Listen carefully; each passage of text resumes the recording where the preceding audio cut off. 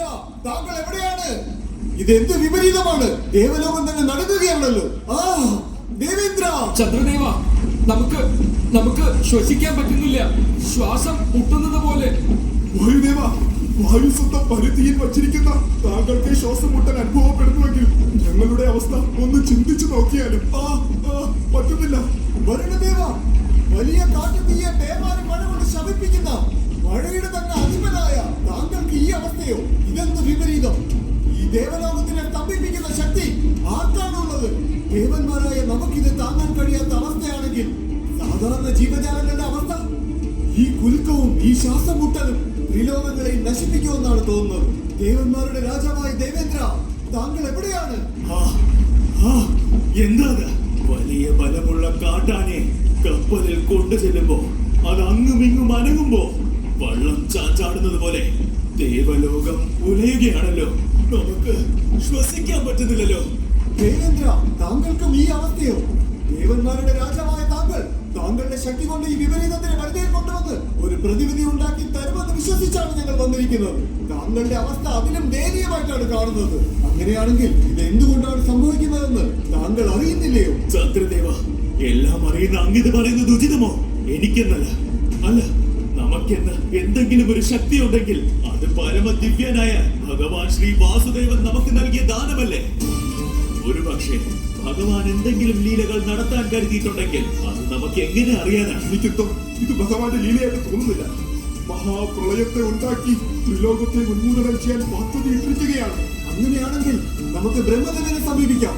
കഷ്ടപ്പെടുന്ന സമയങ്ങളിൽ അദ്ദേഹമല്ലേ നമുക്ക് നല്ല ഉപദേശങ്ങളും പ്രതിവിധിയും നൽകുന്നത്? ഇല്ല ചന്ദ്രദേവ, ഇതിന് ബ്രഹ്മദേവനെ കൊണ്ട് പരിഹാരം കാണാൻ പറ്റില്ല.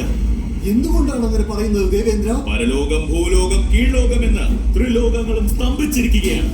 ബ്രഹ്മദേവൻ വസിക്കുന്ന സത്യലോകം എന്നറിയപ്പെടുന്ന ബ്രഹ്മലോകവും ഇതിന്റെ പരിസരത്തല്ലേ ഉള്ളത്. അത് മാത്രമല്ല, ഇത് ഭഗവാൻ ശ്രീ ഹരി ഉണ്ടാക്കിയ മഹാപ്രളയമാണെങ്കിൽ ബ്രഹ്മലോകവും ചേർന്നല്ലേ നശിക്കുക. അതുകൊണ്ട് ഈ പ്രശ്നങ്ങളിൽ നിന്ന്, കഠിനമായ അപകടത്തിൽ നിന്ന് നമ്മളെ കാത്തു രക്ഷിക്കേണ്ടത് ഭഗവാൻ മഹാവിഷ്ണു അല്ലാതെ വേറെ ആരുമില്ല. വരൂ, പാൽക്കടലിൽ ചെന്ന് ഭഗവാനോട് അപേക്ഷിക്കാം. അതെ, അതാണ് ഉചിതം. വരൂ.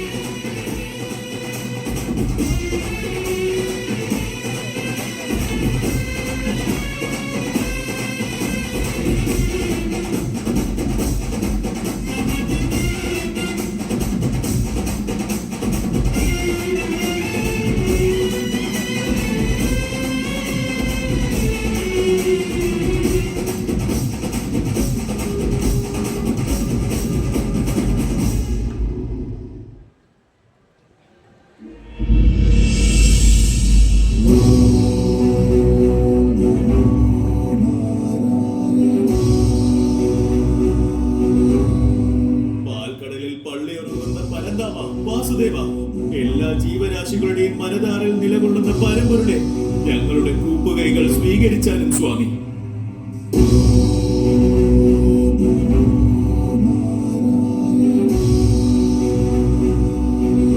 ഇന്ദ്രദേവ, ചന്ദ്രദേവ, വരുണദേവ, വായുദേവ, എഴുന്നേൽക്കുക.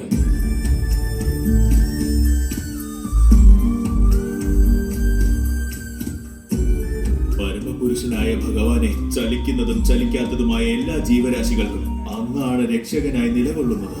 ക്ഷീരവനത്തിൽ ശയിക്കുന്ന അങ്ങയെ ക്ഷീരോദക സായി എന്ന് സംബോധന ചെയ്യുന്നു.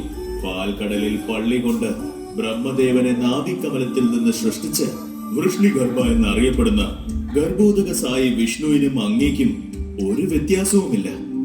ത്രിലോകങ്ങളോടൊപ്പം ജീവരാശികളെയും സൃഷ്ടിച്ച് ബ്രഹ്മദേവൻ മുഖേന രക്ഷിക്കുന്ന താങ്കൾ നേരിട്ടും സംഹാരത്തിനായി സാക്ഷാൽ പരമശിവനും ഈ പ്രപഞ്ചം കാക്കുന്ന ദേവനാകിയ താങ്കൾ അഭയം നൽകണം സ്വാമി, അഭയം നൽകണം. എന്താണ് ഉണ്ടായത്? എന്തിനാണ് ഈ വ്യാകുലത? പ്രഭു, എല്ലാം അറിയുന്നവർ താങ്കൾ. ഈ പ്രപഞ്ചത്തിനെ ഭരിക്കുന്ന ആളാണ് താങ്കൾ. എന്നാൽ ഞങ്ങളോ വളരെ പരിമിതികൾ ഉള്ളവരാണ്. ഞങ്ങളുടെ ചുറ്റിനും സംഭവിക്കുന്നത് ഒന്നും തന്നെ ഞങ്ങൾ അറിയുന്നില്ല. ത്രിലോകത്തിൽ വസിക്കുന്ന ജീവരാശികൾക്കും ശ്വാസം മുട്ടൽ അനുഭവപ്പെടുന്നു. അസ്വസ്ഥതയിലാണ്. ഇതുപോലെ ഒരവസ്ഥ ഞങ്ങൾ ഇന്ന് വരെ അനുഭവിച്ചിട്ടില്ല. താങ്കൾ നിലകൊള്ളുന്ന ഈ വൈകുണ്ഠത്തിൽ പാദം വച്ചതും ഞങ്ങളുടെ ശ്വാസം മുട്ടൽ നിലച്ചിരിക്കുന്നു. പക്ഷേ ദേവലോകത്തിൽ വസിക്കുന്ന മുക്കോടി ദേവന്മാരും ഭൂലോകത്തിൽ വസിക്കുന്ന മനുഷ്യരും പാതാളത്തിൽ വസിക്കുന്ന അസുരന്മാർ വരെ ത്രിലോകത്തിൽ വസിക്കുന്ന ജീവരാശികളും അവരുടെ ശ്വാസം നിലയ്ക്കുമെന്നാണ് തോന്നുന്നത്. താങ്കളുടെ അടിമകളായ നാം എന്തെങ്കിലും അപരാധം ചെയ്തിട്ടുണ്ടെങ്കിൽ നമ്മോട് ക്ഷമിക്കണം സ്വാമി. ഞങ്ങൾക്ക് കരകയറി വരാൻ പറ്റാത്ത ഈ ആപത്തിൽ നിന്ന് ഞങ്ങൾക്ക് മോചനം നൽകിയാലും പ്രഭു. ദേവന്മാരെ, ഇത് സംഭവിച്ചത് നിങ്ങൾ ചെയ്ത ദുഷ്കർമ്മം കൊണ്ടല്ല, അനന്യ ഭക്തി കൊണ്ടും അർപ്പണബോധം കൊണ്ടും പരീക്ഷകളെ അതിജീവിക്കുന്ന അവസ്ഥ.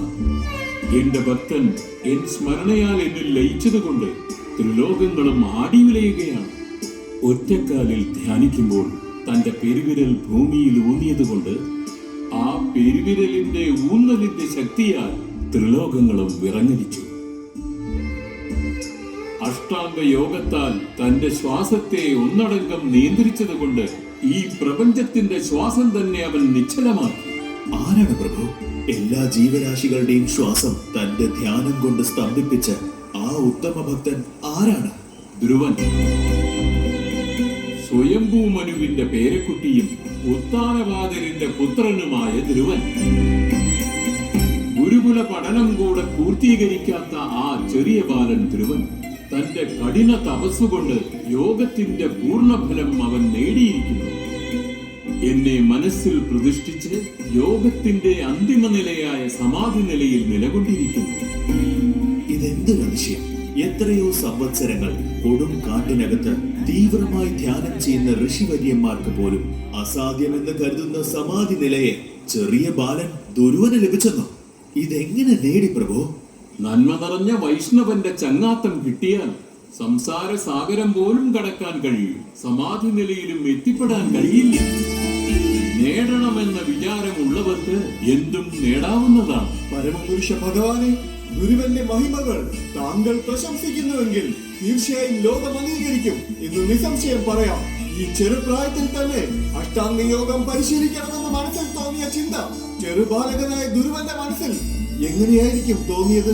ഇത് തനിയെ തോന്നിയതല്ല, തോന്നൽ ഉണ്ടാക്കിയതാണ്. എന്റെ ദർശനം കിട്ടണം എന്ന സാഹചര്യത്തിന് ധ്രുവൻ എത്തുകയാണുണ്ടായത്. എങ്ങനെയാ സ്വാമി? വിവരിക്കാം.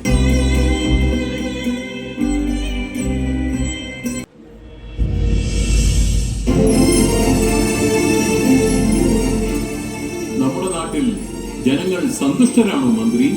എല്ലാവരും ആചാരാനുഷ്ഠാനങ്ങൾ പാലിക്കുന്നുണ്ടോ? മഹാരാജൻ ഉത്താനപാദരുടെ ഭരണത്തിൽ സന്തോഷത്തിനും ധർമ്മത്തിനും കുറവുണ്ടാകുന്നു. മഹാരാജൻ, ബ്രഹ്മദേവൻ പരമപുരുഷനായ ഭഗവാൻ വാസുദേവനാൽ ശക്തിയാർജിച്ച പൂർണ്ണമായ അംശമാണ്. അദ്ദേഹത്തിന്റെ പുത്രനായ മഹാരാജൻ സ്വയംഭൂ മനു ഭഗവാന്റെ അംശമാണല്ലോ. അദ്ദേഹത്തിന്റെ പുത്രനായ താങ്കളും താങ്കളുടെ സഹോദരൻ പ്രിയവർദ്ധനും ഭഗവാന്റെ ആശീർവാദത്തോടെ ഈ നാടിനെ ഭരിക്കാൻ എന്തുകൊണ്ടും യോഗ്യതയും അന്തസ്സുമുള്ളവരാണ്. താങ്കളുടെ ഭരണം കണ്ട് അതിശയത്തോടെയാണ് ഈ ത്രിലോകവും വീക്ഷിക്കുന്നത്. ഇത്രയും പ്രശസ്തിയാർജിച്ച താങ്കളുടെ വംശത്തിൽ ഒരു പൊൻതൂവലായ സീമന്തപുത്രൻ ധ്രുവൻ പൂജാതനായിരിക്കുന്നു. ഈ ചെറുപ്രായത്തിൽ തന്നെ എന്തൊരു ജ്ഞാനം! വിദ്യാഭ്യാസം, വീരം, ഭരണചാതുര്യം എന്നു വേണ്ട എല്ലാ കാര്യങ്ങളും സ്വായത്തമാക്കിയിരിക്കുന്നു. പറ്റില്ല എന്ന വാചകം തന്റെ ചരിത്രത്തിൽ ഇല്ല എന്നതുപോലെ എല്ലാം നേർകൊള്ളും. ആ ബാലന്റെ ചാതുര്യം കണ്ട് ഞങ്ങൾ അതിശയിച്ചു പോവുകയാണ് രാജൻ. പിതാവേ, ധ്രുവ, നിന്നെ കുറിച്ചാണ് മന്ത്രി സംവദിച്ചുകൊണ്ടിരുന്നത്. നീ നമ്മുടെ പുത്രനായതിൽ നമുക്ക് അഭിമാനമുണ്ട്. അങ്ങനെയാണെങ്കിൽ എന്റെ പുത്രൻ ഉത്തമൻ ഭൂജാതനായത് വൃഥാവാണോ? സുരുചി, എന്താ ഇങ്ങനെ പറയുന്നത്? ഞാൻ ഉദ്ദേശിച്ചത് ധ്രുവനെ കുറിച്ചല്ലേ? താങ്കളല്ലല്ലോ പറഞ്ഞത്. അങ്ങനെ സംവദിച്ചത് ഈ മന്ത്രിയല്ലേ? എന്താ മന്ത്രി, തന്റെ പുത്രൻ ധ്രുവനെ പറ്റി രാജനോട് പോയി പുകഴ്ത്തി പറയുവാൻ സുനീതി പറഞ്ഞുവോ? അല്ല, അങ്ങനെയല്ല. മഹാറാണി സുനിധി ഒരിക്കലും അങ്ങനെ ചെയ്യുന്നവരല്ല. മഹാറാണിയോ? അങ്ങനെയാണെങ്കിൽ ഞാൻ ആരാണ്? അവർ വലിയ മഹാറാണി, നിങ്ങൾ ഇളയ മഹാറാണി. വലുപ്പ ചെറുപ്പമൊന്നുമില്ല. മഹാരാജൻ തിരുമനസ്സിന് പ്രിയതമയായ മഹാറാണി ഞാനാണ്. ഈ രാജ്യത്തിന്റെ ഏക യുവരാജൻ നമ്പുത്രൻ ഉത്തമൻ മാത്രമാണ്. അത് മനസ്സിൽ വെച്ചുകൊണ്ട് ഇനി സംവദിച്ചാൽ മതി. ചെല്ല്. ഉത്തരവ് തിരുമനസേ. ഉം. ഭഗവതി, ധ്രുവനും ഉത്തമനും സഹോദരങ്ങൾ പോലെ സ്നേഹത്തോടെയല്ലേ പെരുമാറുന്നത്? എന്തിനാണ് ഇങ്ങനെ വ്യത്യാസം കാണുന്നത്? സ്നേഹവും സിംഹാസനവും പങ്കുവെക്കാൻ ഞാൻ ഒരിക്കലും ഒരുക്കമല്ല. ആ അധികാരം എന്നും എനിക്കും എന്റെ പുത്രൻ ഉത്തമനും മാത്രമാണ്. ആ സുനിതിയും ഈ സുരുചിയും താങ്കൾക്ക് ഒന്നാണോ? ഒന്നാണെന്ന് പറഞ്ഞാൽ ഈ ക്ഷണം ഈ കൊട്ടാരത്തിൽ നിന്നും പോയിക്കൊള്ളാം.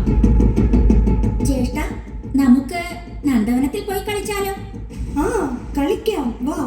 നിൽക്ക് ഉത്തമ, ആരോടും അടുത്ത് ഇടപെടൽ വേണ്ടെന്ന് ഞാൻ പറഞ്ഞിരുന്നതല്ലേ? ഞാൻ ജ്യേഷ്ഠനോടൊപ്പമല്ലേ കളിക്കാൻ പോകുന്നത്? ആരുമായി നീ കളിക്കാൻ പോകണ്ട. നിന്റെ പിതാവിന്റെ അടുത്ത് ചെല്ല്. പോകൂ. മാതേ, ഉത്തമ, ഇങ്ങോട്ട് വരൂ. കൊഞ്ചിക്കോളൂ, കൊഞ്ചിക്കോളൂ. കൊതി തീരുന്നത് വരെ നമ്മുടെ പുത്രനെ കൊഞ്ചിക്കോളൂ. ധ്രുവ, എന്താ ഇവിടെ നിൽക്കുന്നത്? ചെല്ല്. നിൽക്ക്. എവിടേക്കാ പോകുന്നത്? നാം പിതാവിന്റെ മടിയിൽ ഇരിക്കാൻ ഒരുപാട് ആഗ്രഹിക്കുന്നു. നാം ഇരിക്കാൻ പോകുന്നു ഇളയമ്മേ.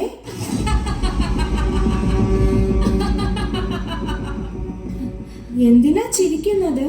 നിന്റെ വ്യാമോഹം കണ്ട് ചിരിക്കാതെ പിന്നെ എന്താ ചെയ്യുക? ഇതിലെന്താ വ്യാമോഹമുള്ളത് ഇളയമ്മേ? ഞാനും രാജന്റെ പുത്രനല്ലേ?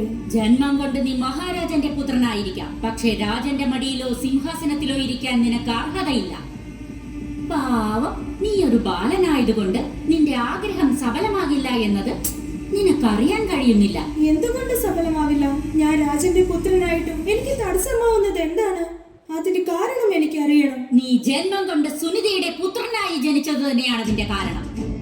രാജന്റെ സ്നേഹവും സിംഹാസനവും നിനക്ക് കിട്ടണമെങ്കിൽ നീ എന്റെ വയറ്റിൽ ജന്മം കൊണ്ടിരിക്കണം.